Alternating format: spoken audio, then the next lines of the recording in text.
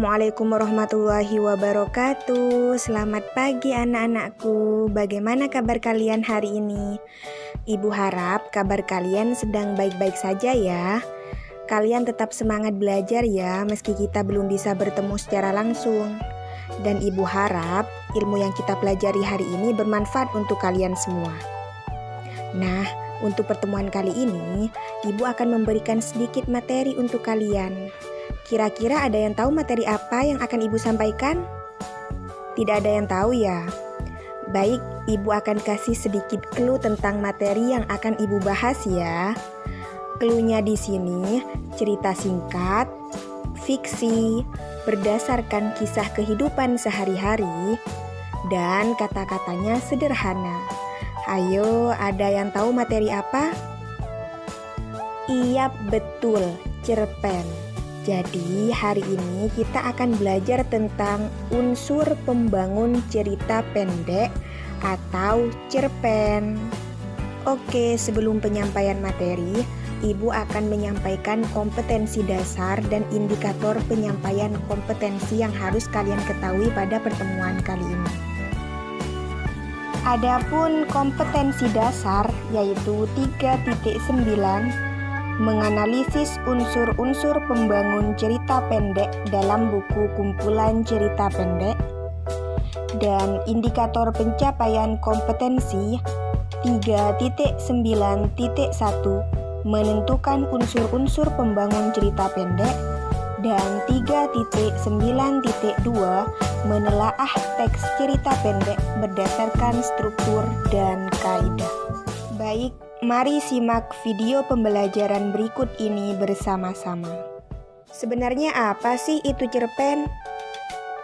Cerpen adalah sebuah karya sastra pendek yang bersifat fiktif dan mengisahkan tentang suatu permasalahan yang dialami oleh tokoh secara ringkas. Mulai dari pengenalan sampai akhir dari permasalahan yang dialami oleh tokoh. Pada umumnya, cerpen hanya mengisahkan satu permasalahan yang dialami oleh satu tokoh. Selain itu, cerpen hanya terdiri tidak lebih dari 10.000 kata. Hal inilah yang membuat cerpen dapat selesai dibaca dalam sekali duduk. Lalu apa saja sih unsur pembangun dari cerpen itu sendiri? Nah, unsur pembangun cerpen itu ada dua, yaitu unsur intrinsik dan unsur ekstrinsik. Yang pertama, unsur intrinsik. Nah, unsur intrinsik adalah unsur yang membangun sebuah cerpen dari dalam. Unsur-unsur intrinsik diantaranya ada tema, latar, alur atau plot, tokoh, watak atau penokohan, sudut pandang, amanat, dan gaya bahasa. Tema adalah pokok pikiran yang mendasari jalannya suatu cerita pendek. Latar meliputi tempat, waktu, dan suasana yang digunakan dalam sebuah cerita pendek. Alur atau plot merupakan urutan peristiwa yang ada dalam cerita pendek, di mana alur dibedakan menjadi 3 macam. Ada alur maju, ada alur mundur, dan ada alur campuran. Tokoh merupakan pemeran yang diceritakan di dalam cerpen, baik itu pemeran utama maupun pemeran pendukung. Watak atau penokohan merupakan sifat dari pemeran yang ada dalam cerita. Nah, watak di sini dibedakan menjadi 3 macam.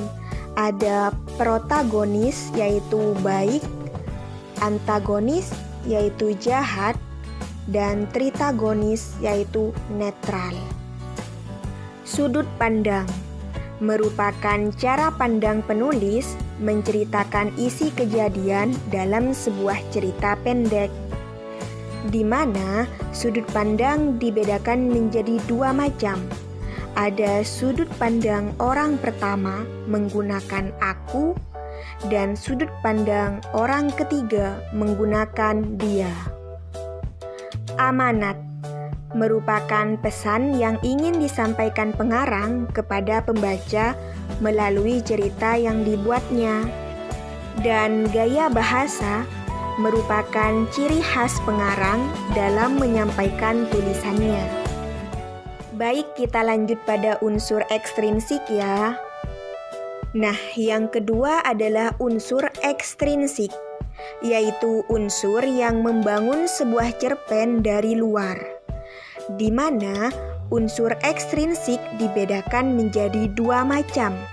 Ada latar belakang masyarakat dan ada latar belakang pengarang. Latar belakang masyarakat berupa keadaan sosial, budaya, politik, ideologi, dan ekonomi masyarakat. Sedangkan latar belakang pengarang berupa riwayat hidup, pengalaman, dan gaya penulisan yang digunakan oleh pengarang. Baik anak-anak, itulah materi kita pada hari ini. Selanjutnya adalah sesi diskusi dengan ketentuan sebagai berikut.